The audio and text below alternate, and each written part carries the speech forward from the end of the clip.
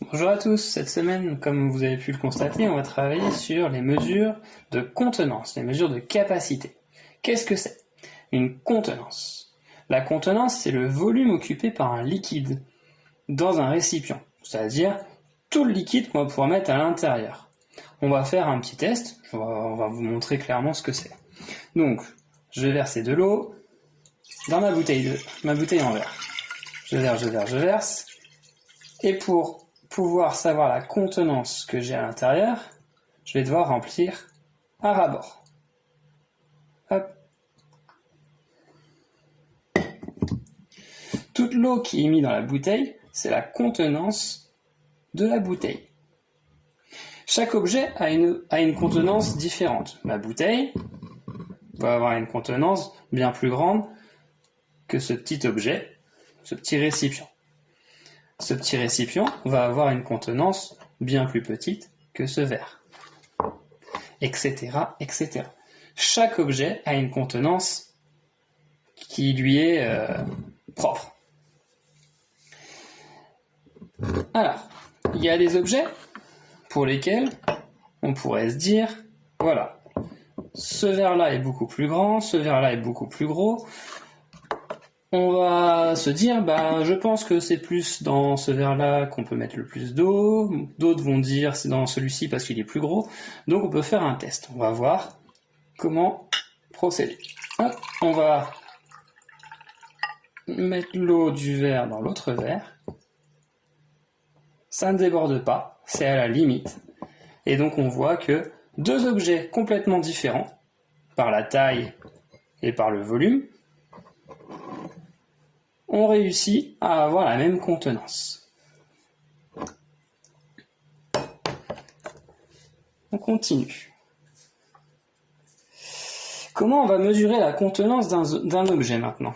Donc si je reprends mon verre, comment je vais pouvoir savoir combien je mets d'eau au maximum jusqu'à ras-bord?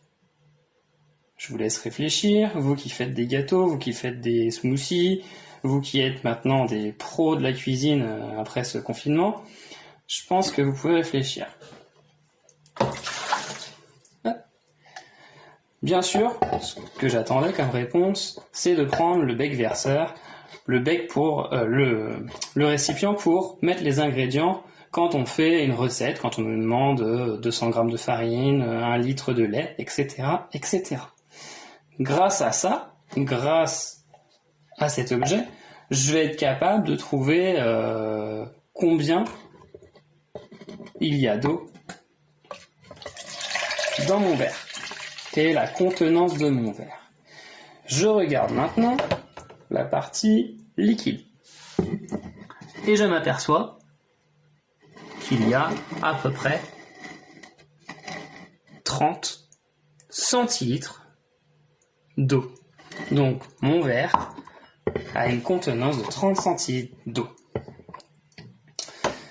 Hier, je vous ai fait chercher des petites choses, des objets dans lesquels on pouvait avoir écrit millilitres, centilitres, décilitres et bien sûr litres. Vous m'avez fait tout un inventaire, vous m'avez fait toute une liste, c'est très bien. Mais peut-être que vous n'avez pas encore bien conscience de ce que ça représente. Donc, je vais vous montrer ce que c'est que 1 millilitre. Pour mettre 1 millilitre d'eau, rien de plus simple, je prends une cuillère. Et dans cette cuillère, je vais la diviser en 5. Je vais faire 5 parts. Pour avoir exactement 1 millilitre, il faudrait que je verse juste pour une part. Donc autant dire que pour moi là c'est quasiment impossible. Voilà. J'ai mis un tout petit peu d'eau dans ma cuillère. Si je reprends mon verre mesureur, je prends la partie liquide et je verse. Je ne le vois même pas à l'intérieur de mon verre mesureur. Si je veux faire 1 centilitre, j'ai mis la marque rouge. Là, on va la voir un peu plus. Qu'il y a de l'eau à l'intérieur. Voilà. J'ai versé vraiment le minimum. Pour 10 centilitres, je vais verser 10 fois plus d'eau jusqu'à arriver à 1 décilitre. Et ensuite, pour avoir 1 litre, je vais devoir atteindre quasiment le haut, donc faire 10 fois 1 décilitre pour atteindre 1 litre. J'ai plus assez d'eau, je vais en remplir.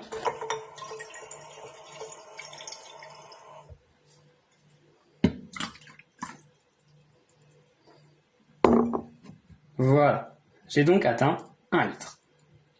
J'espère que cette vidéo va vous aider à comprendre ce que c'est que 1 millilitre, 1 centilitre, 1 décilitre, 1 litre, et à comprendre aussi ce que ça veut dire la contenance. C'est le volume d'eau, de liquide, que l'on peut mettre à l'intérieur d'un objet. Je vous laisse et je vous dis à bientôt.